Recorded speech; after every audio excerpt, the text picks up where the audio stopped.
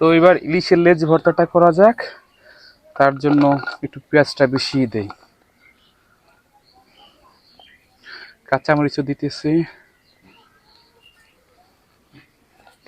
আর একটা এক্সট্রা ফ্লেভারের জন্য কয়েকটা শুকনা মরিচ দিতেছি।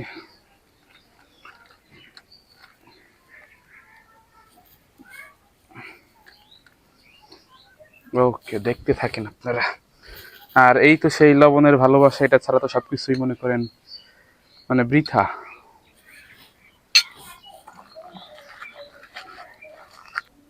আর এই দেখুন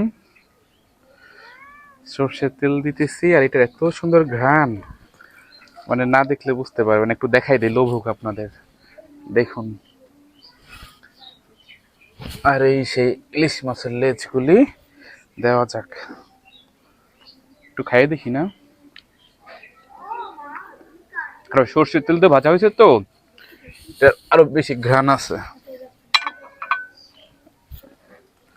এত সুন্দর, মানে এত স্বাদ হয়েছে বোঝানো যাবে না। আর লাস্টে আর একটু স্বাদটাকে বাড়ানোর জন্য একটু ধনেপাতা দিয়ে দিলাম। পেট খারাপ হলে আপনারা এর জন্য দায়ী থাকবেন কিন্তু।